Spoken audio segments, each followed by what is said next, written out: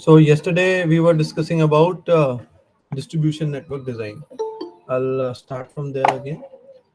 So in the distribution network design, we were talking about uh, how does the increase in number of facilities affect various costs. So let's talk about the transportation cost now. So let's say the number of facilities we are saying the number of facilities are on x-axis.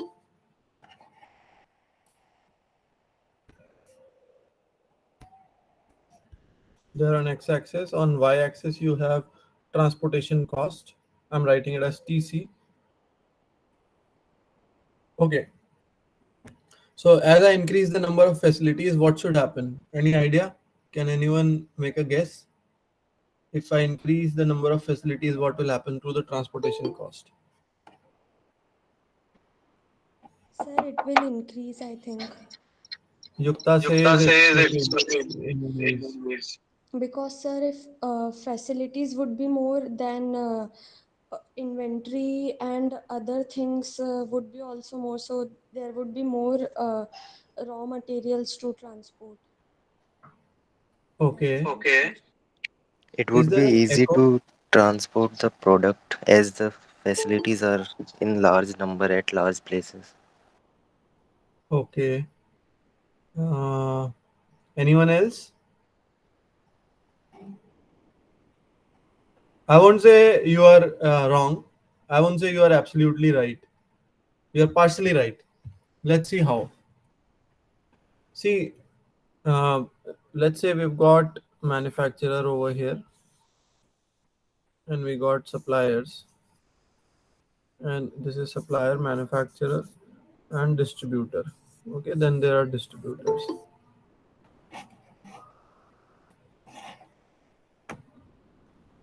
So when the number of manufacturing facilities are less, let's say we make it less, we compare it with only one. So all the suppliers are shipping to only one manufacturer. That means the trucks which are going to come over here, we can say these are the trucks. The material will be totally full of the truck will be totally full of the raw material which is coming, right? So this is all inbound. Okay. Now all these trucks which are coming are totally full. That means economies of scale. Hmm? Now, if let's take the second scenario where we increase the number of facilities.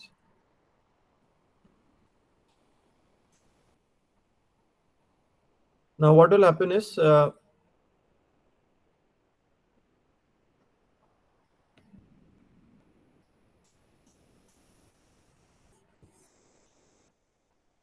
and mind you, it's not the demand is not increased, so you are not manufacturing more.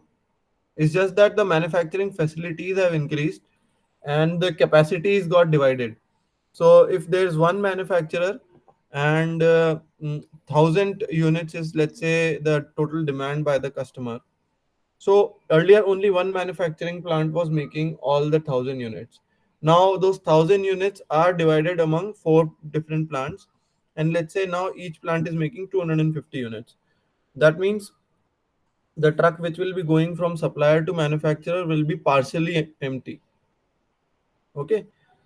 Similarly here, and these all trucks are going doing the same trip.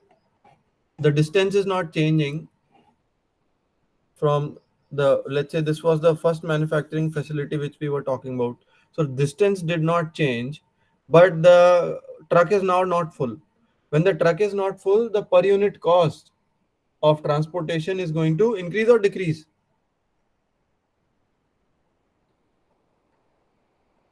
If the truck is not full, the per unit transportation cost will increase or decrease. Sir, Increase. increase. Yeah. So as you are breaking down the number of facilities, uh, the the cost starts increasing. So initially, what you can say, when the number of facilities are less, while what will happen For outbound side, obviously, what was your saying that it will increase. So we can say total transportation cost is equal to transportation cost inbound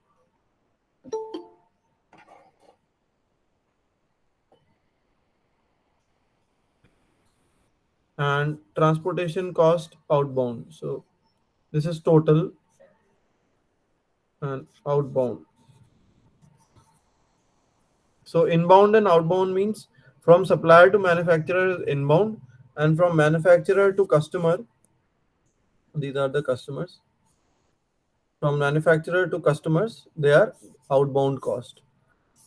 Okay, so as per your logic, the outbound cost is increasing. I mean, what you say is the transportation cost is going to increase with the number of facilities. So from the inbound side, initially the cost is less. You can say you are over here. So uh, initially you can say that cost decreases because this advantage which you were getting of the full truckloads at certain minimum number of facilities, that offsets this total cost. Okay, this transportation outbound cost, let's say, is constant, and initially as you increase the number of facilities, because of the larger lot sizes, your per unit cost of transportation decreases. But as you increase the number of facilities, after certain point, it starts to increase. So this is the curve for transportation cost. You can say that inbound transportation costs are lesser as compared to outbound transportation cost initially, as the inbound lot sizes are typically larger. So if the larger lot sizes are being transferred initially, then you can say that per unit cost of transportation reduces up to a certain point. After that, that advantage is lost because more number of facilities are there. Okay, so you can, from this point onwards, cost of small lot sizes, small inbound, you can say, cost of small inbound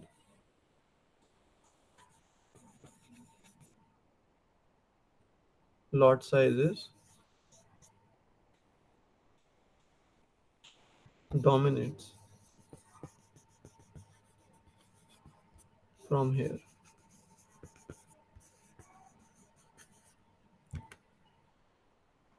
Okay, so initially the proportion of, or not proportion, the portion of the total cost which is being added by the increase in number of facilities to the outbound cost is dominated by the total inbound cost, which decreases with the number of facilities up to a certain point. But then after that point, the advantage that you were getting of the larger lot sizes starts to split. Okay, and the sizes starts to get small and small. Okay, so this is how we say that with the increase in number of facilities, transportation cost, total transportation cost in supply chain initially reduces, then starts to increase. Okay, next. And obviously, if we say that with number of facilities, you can say facility cost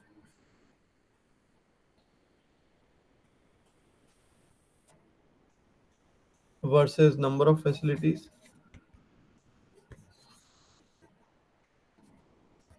What will happen to this one? Facility cost versus the number of facilities. So it will increase as we increase number of facilities. Yeah, it will increase.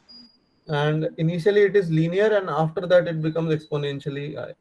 So it's like something like this. So after certain point, your facility sizes starts to become so small that whether your facility is large or small, some fixed cost will definitely be there. So if you say uh, cost per hectare, okay, that kind of cost per hectare starts to increase exponentially after some time, because उसमें जो fixed cost लग रही है आपकी maintenance की या people you are hiring, जो minimum छोटी से छोटी शॉप कर लीजिए, if you compare shop in a mall, and if you compare a bigger shop in a mall and you compare a smaller shop in a mall, what are the costs which are anyway going to come irrespective of the size? Can anyone tell?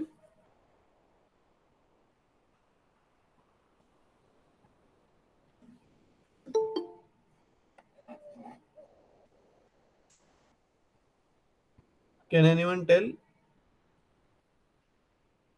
if your size of shop is of 10 units, and if your size of shop is of 100 units in a mall, what costs will be same irrespective of the size?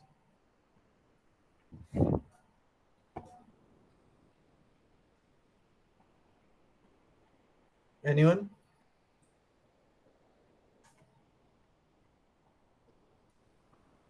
So employee salary, there will be Yeah. some rent, maybe rent cost.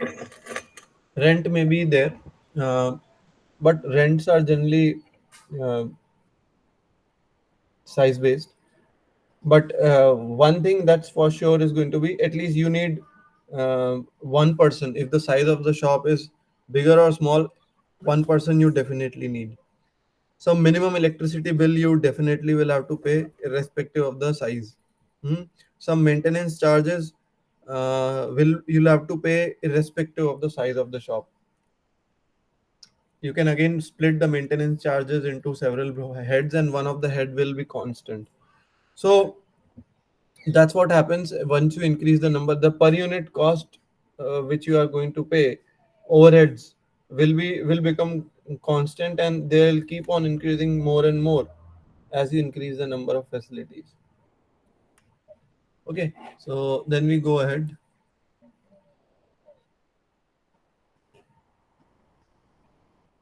So in a way we can say that total supply chain cost,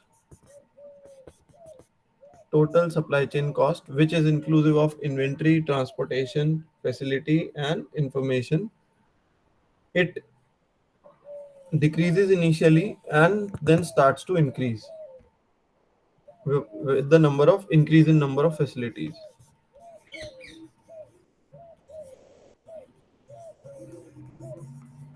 So with the increase in number of facilities, the cost, total supply chain cost, decreases mostly because of the component of the transportation. So now let's superimpose those costs over here, and then we will understand why it decreases initially.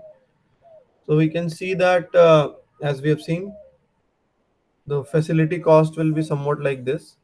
Hmm? Then blue one is showing facility cost. Then you have yellow one is showing your inventory cost, which is somewhat like this, inventory cost.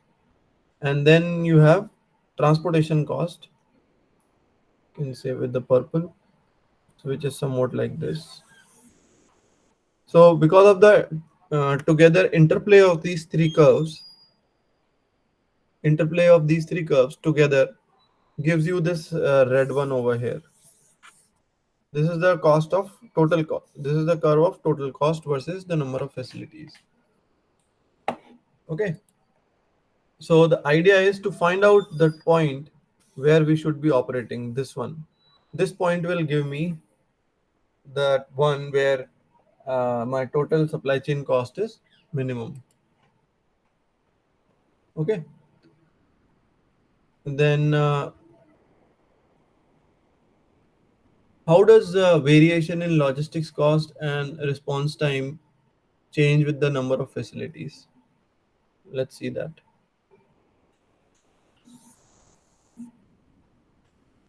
So again, number of facilities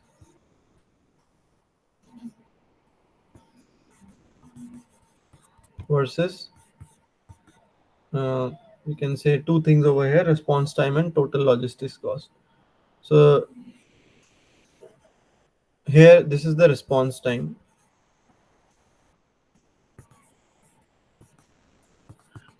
So as you increase the number of facilities, your response time decreases initially at a faster rate, and after a certain point of time, it becomes more or less constant. You can imagine it something like this: that in your vicinity, one shop is opened of, let's say, certain franchise. Yeah, some branch is opened of Reliance Fresh.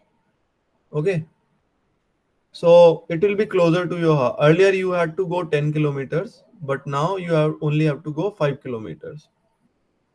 In the similar way, one more opens up. Now you have to go to 3 kilometers instead of 5 kilometers. One more opens up. Now you have to go 2 kilometers instead of 3 kilometers. One more opens up. Now that is like how close it can get, right? So now one more opens up, which is like 1 kilometer away from your house. Another one opens up, which is more closer, is 500 meters away from house. So the response time, if you can see over here, जो 500 metres दूर होगा या जो 1 kilometre दूर होगा, उसमें कितना difference आपको लगता है? बहुत अप्रिशिएबल डिफरेंस होगा रिस्पॉन्स टाइम में? No, sir. एग्जैक्टली, उसमें बहुत डिफरेंस नहीं आएगा. So that's what you see over here कि initially it falls at a larger rate, but then after certain point of time, the rate at which the response time falls is very less. Okay, similarly, total logistics cost, they increase like this. Initially they fall down. So logistics cost is like transportation and inventory, you can say, together. So it falls down initially to a certain point and then starts to increase. Okay, so you can see that you need to be judicious in opening number of facilities. You have to realize that total cost decrease and then increase as we increase the number of facilities, and the responsiveness improves as we increase the number of facilities, right? A supply chain should always operate above the lowest cost point, and operating beyond this point makes sense if revenue generated from better responsiveness is I mean, people are very happy after certain point of time or not. So where should I operate?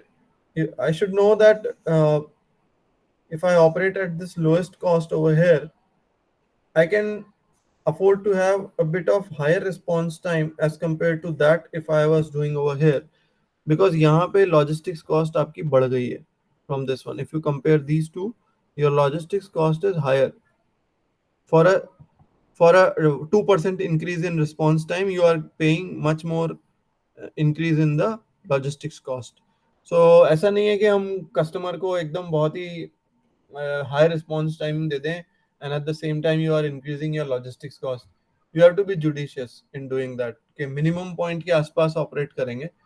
And okay, now किस case में इस थोड़ा सा हम ज्यादा response time देंगे at a higher cost? When the revenue which you are going to earn by giving this extra response time, extra reduction in the response time, is higher than the investment which you are doing. Okay, so these are some points which we are considering. Now we talk about the types of distribution networks.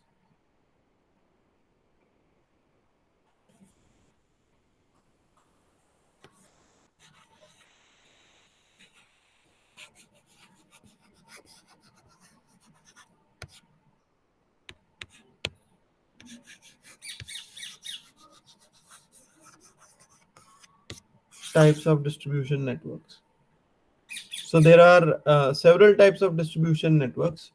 The first one that we talk about is manufacturer storage with direct shipping.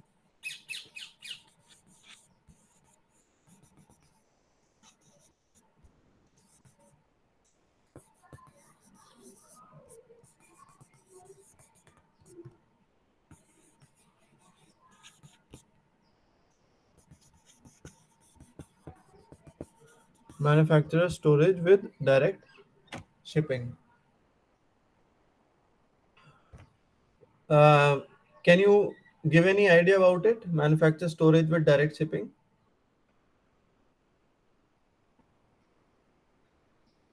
Who does that? Manufacturer storage with direct shipping. वैसे I had given you an example yesterday. It was there in one of the videos. Means there is no intermediary. Manufacturer is directly shipping to the customer. There is no retailer or distributor.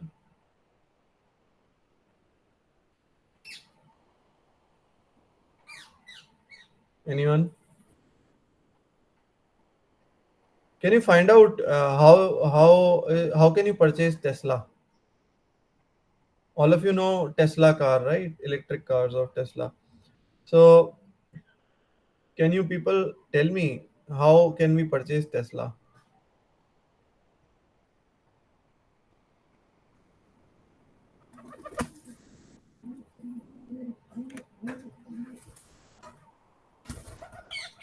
Yes, anyone?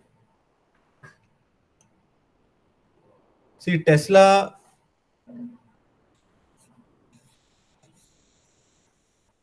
this is the manufacturer, Tesla, and you are the customer.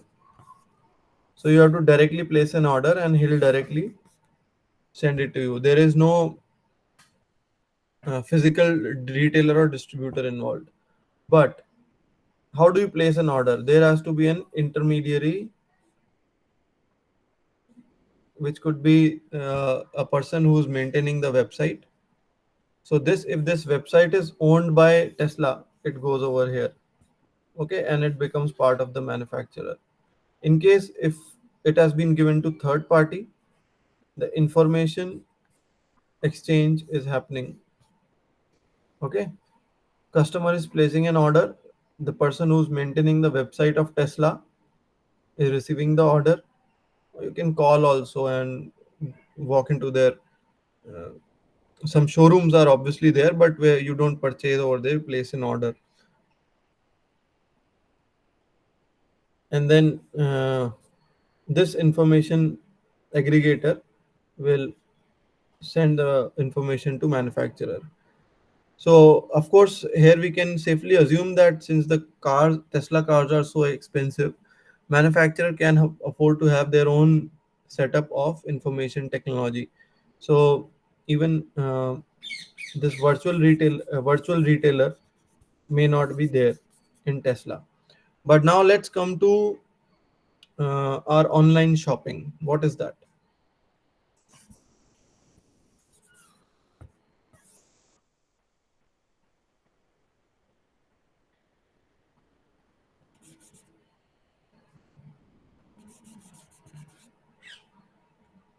So in the online shopping, what's happening is there are multiple manufacturers. Let's say only one manufacturer right now we are talking about. You place an order for, let's say, a bag. Hmm. A bag manufacturer is there. It is located at three different places doing the manufacturing in India. And here you are the customer who has just placed an order for bag. You did not call that manufacturer, or neither does the manufacturer knows you. So how does customer place an order? There is going to be a virtual retailer. We can say retailer over here. And who's this retailer? This retailer is an information services provider like Amazon or Flipkart, or there could be aggregators who maintain the websites and maintain the portal for multiple manufacturers. So the orders placed by you are shown in terms of dots over here.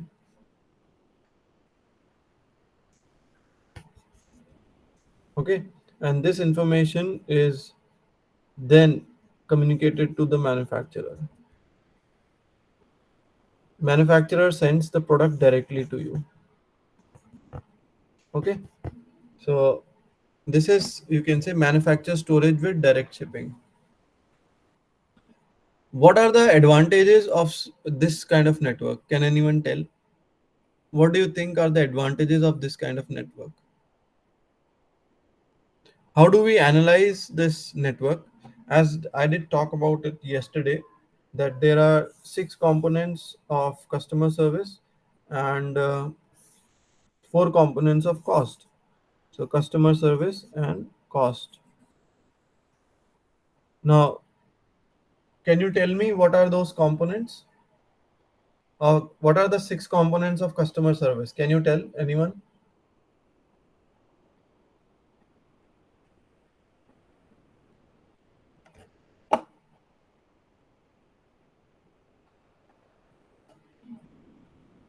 Yes.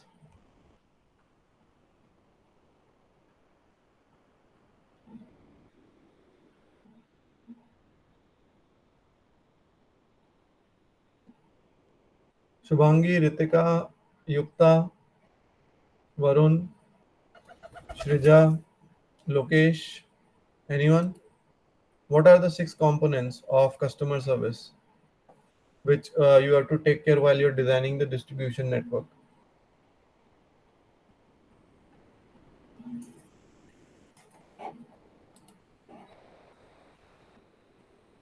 Okay, anyway. Yeah, Availability. yeah, availability, product availability, good. Product availability. What is next?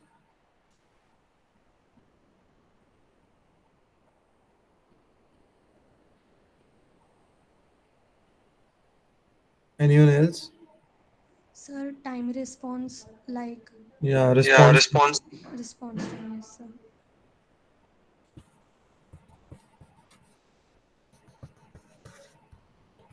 Then there are six basically. So चार और बताने हैं आपको. Sir, product variety. Product variety, good.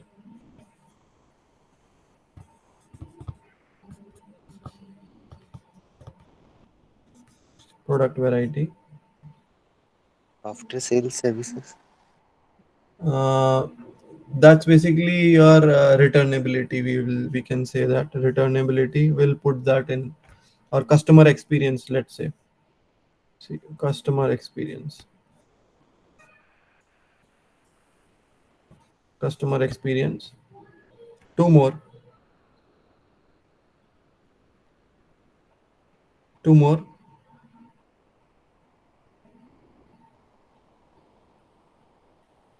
So time to market. Hmm. Time to market is actually related with product availability. Order visibility, we can say. Order visibility.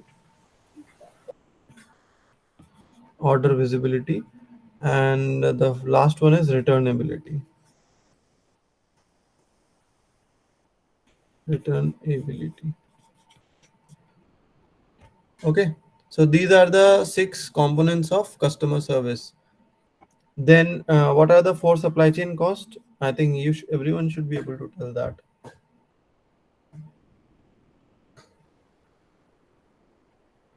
What are the four supply chain cost? So inventory, Inventory, good. Inventory cost.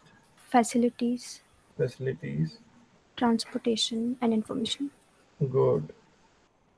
Transportation and information cost.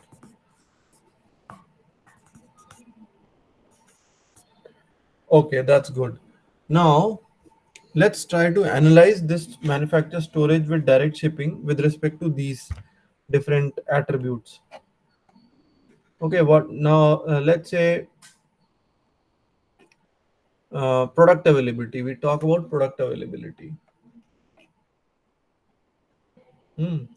So with this kind of distribution network, this is your manufacturer, this is your customer. How will be the product availability? Will it be high, low?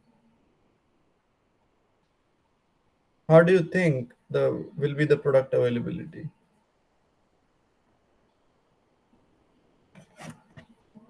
Yes, anyone?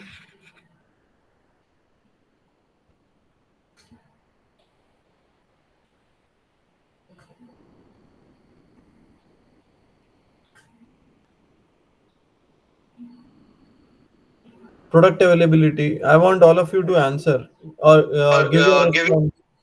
Give your give your response in the response chat in the box. chat box. Sir, I think product availability should be high because there is communication between retailers like Amazon and the direct manufacturer, and they can know how many like which products demand is more, people are searching which product more, so they can keep the that product available with them. Good, good. So you can imagine that a physical store is there where you can go and purchase. So it is not possible for that person to keep all the things. While manufacturer, the good thing about manufacturer is whatever is manufacturing will be available with him, right? So the availability will be very high. Maximum availability is there with the manufacturer. If manufacturer is not having, then nobody else can have it until and unless the product has gone out of market. Let's say आपने वो manufacture करना बंद कर दिया product and retail shops में कभी कभी available हो जाता है. For example, iPhones. So iPhone 5 मिलता है क्या आजकल शोरूम पे? I don't know, but you people should tell me. I'm not an iPhone user, but आप लोगों को थोड़ी नॉलेज रहेगी. iPhone 5 मिलेगा क्या? iPhone 13 चल रहा है ना अभी, तो iPhone 5 मिलेगा आपको शॉप पे? या अगर मैं डायरेक्टली आईफोन की मैंने फैक्ट्री से मंगवाऊँ iPhone 5 तो मिलेगा मेरे को? No, sir. So I won't get that until unless I pay hefty amount to get it. So in only that situation product availability could be compromised. Otherwise product availability will be. Now you go to retailer or distributor, आपको iPhone 13 नहीं मिलेगा. Like people are, I don't know why, but then people are crazy about the latest purchase of the iPhones. I've heard कि वो slow हो जाता है, नया version आता है तो पुराना slow हो जाता है. I've heard about it. I don't know, some people say. So people are flocking in the showrooms to get iPhone 13. Okay. Uh, it will not be probably available at retail, but manufacturer से मंगाओगे तो आपको मिल जाएगा. But वो facility है नहीं, especially in iPhone. So product availability is very high. Then what about response time? For this network, what will be the response time? Every one of you type high or low in the chat box. See, your responses, I generally see who are responding and who are not responding. And yeah, so Shubhangi says hi, Ritika is saying hi. Response time will be high. So is it a good thing or a bad thing? Only Shubhangi and Ritika have responded. Others have not responded. You have to tell whether the response time is high or low. Intermediate. Yukta is saying intermediate. Rajkumar is saying low response time. So, okay, tell me which is good. Low response time is good or high response time is good?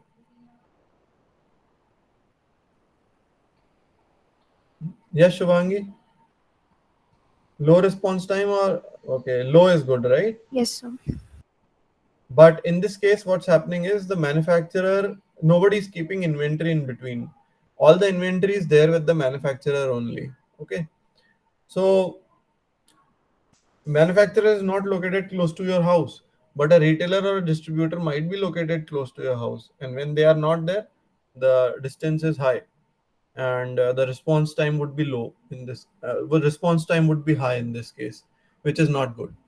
Okay, so this is one side, you can say, shortcoming of this kind of network.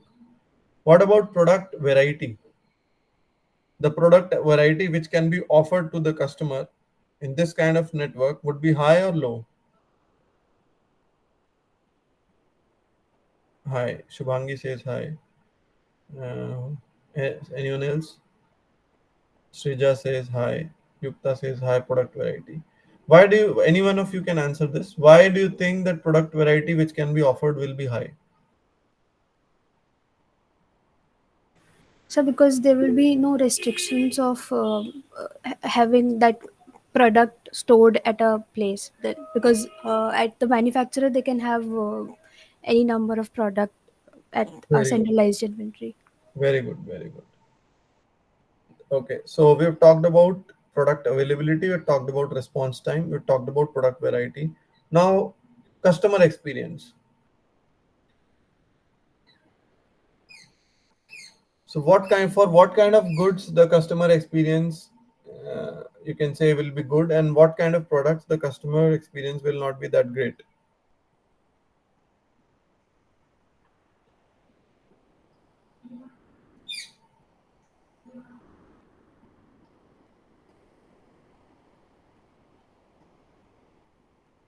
Okay, so now tell me some products for which this kind of network is will give good experience to the customer.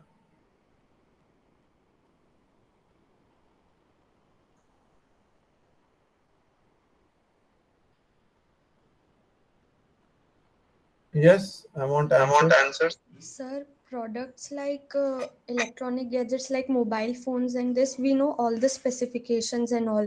So if we are getting that, then it could be a good experience. And some products like which we have to see in person and check it, like sir, we can say furniture or something like that. So in that case, our experience might not be good. Okay, good, very good, Yukta. So let me add, and then other people can also add. Product like jewelry, okay, it's a high value product and would require customization. So this kind of for this kind of product, the customer experience may not be good.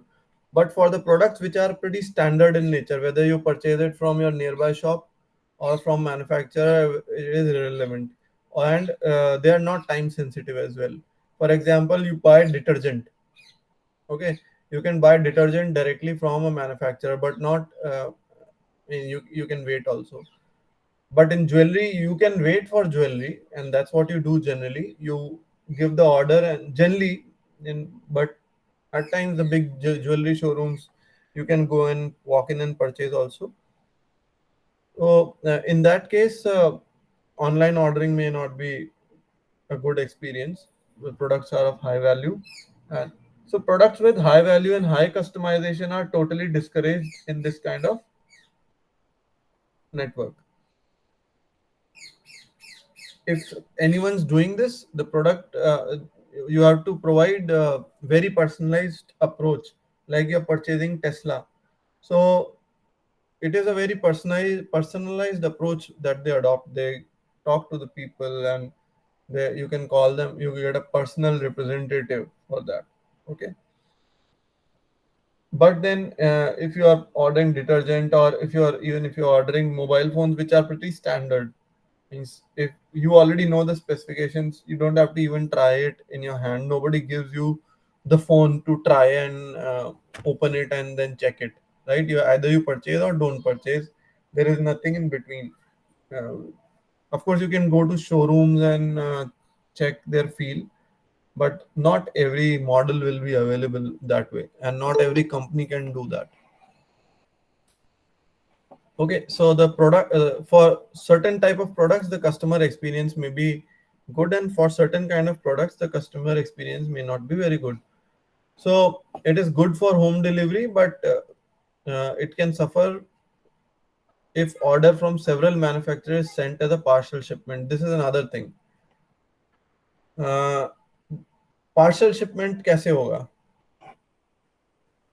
Can you tell any product for which partial shipment is there?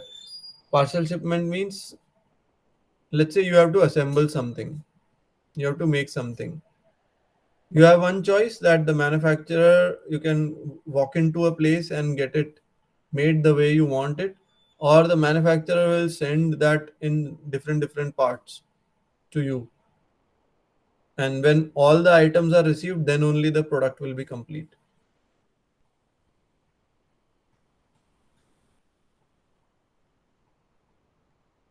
So let's say you want to set a home theater in your house. I mean, your house, or if you got a new job, and and you had always dreamed that I will have a personal home theater at my house. So you have several options. One thing is, you place an order for soundbar, you place an order for the television separately, you place an order for recliner separately. Okay. So until and unless all the things are received, your home theater will not be complete. Okay. So your customer experience could be, how can you enhance the customer experience in this case, where under one roof you can get all the things. So that is one case where probably the customer experience may not be that good. Then order visibility. Now let's comment. You guys comment on the order visibility. What will happen to the order visibility? Will it be good or bad, or high or low order visibility in this case? Yes. Order visibility means I can track my order. I can know where it is. If I have to do some modifications in my order, I can do that. So Yukta says it will be good considering the distance. Anyone else? What does Shubhangi say? Or Ritika? Varun? Order visibility will be good or bad in this kind of network? So it can depend on the retailer as well, what facilities they No, that's provide. not. There's no retailer. Only manufacturer. So the online service provider, I'd say. Okay. Okay. So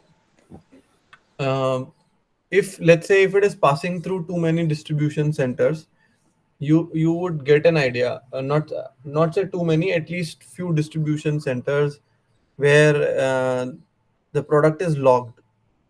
Okay, you're not getting a GPS enabled product anyway. So if the distance is high and the manufacturer is located far away, let's say it takes 7 days to come. Now once manufacturer has sent the product, it might get logged once or twice in 7 days. As compared to, had there been a distributor or a retailer, you can talk to retailer, you can talk to retailer, when will I get it? You, at least you can get your apprehension cleared. Hmm? You want to do some modifications, that I want to change the address and all. If there are multiple people in between, there is a possibility of doing that. But once the product is shipped, it will it you see, in Amazon also there are two kind of orders. One is Amazon fulfilled, uh, which comes through Amazon, and another one comes directly through distributor. How many through distributor or the retailer? How many of you had that experience? जो जिसमें आप shipping cost, even though you are a prime member, you have to pay the shipping cost. वो order की tracking करना difficult होता है, as compare to that if it is through coming through a online retailer, right? So that's what it means, that the order visibility or will be slightly compromised in this situation because of the distance, and because there are no intermediaries, and manufacturer के पास इतना time नहीं है कि वो आपके order, उसने बोला कि 7 दिन में मिलेगा, तो that's all. You have to wait for 7 days. You can't expedite or talk to anyone in between. आप बोलेंगे कि कोरियर वाले से बात कर सकते हैं, but that again is not a very good experience. However, if a product is fulfilled by Flipkart or Amazon, it will be in much better situation to be tracked. Then returnability. So how will be the returnability? Will it be expensive or will it be low cost for the supply chain and not only for the customer? So comment on the returnability.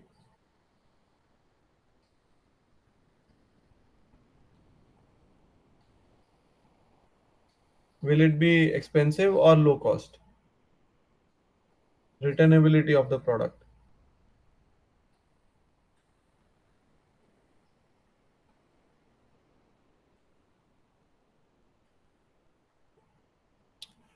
Yes, it will be expensive. Rajkumar, why do you think it will be low cost?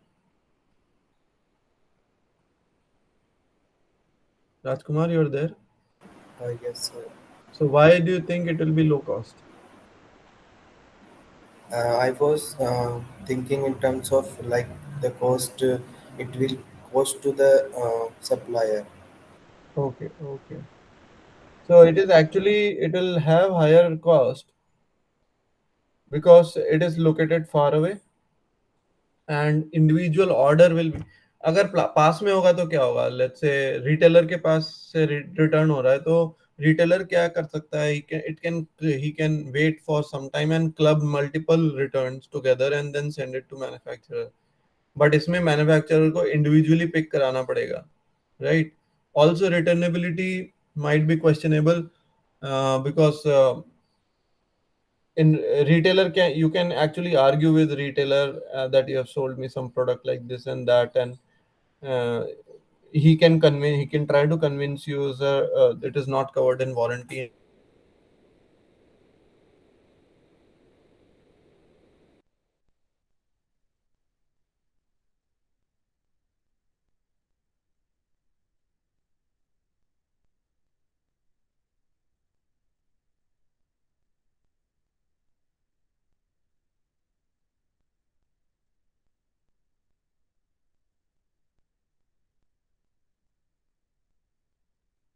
Sir, you are not audible.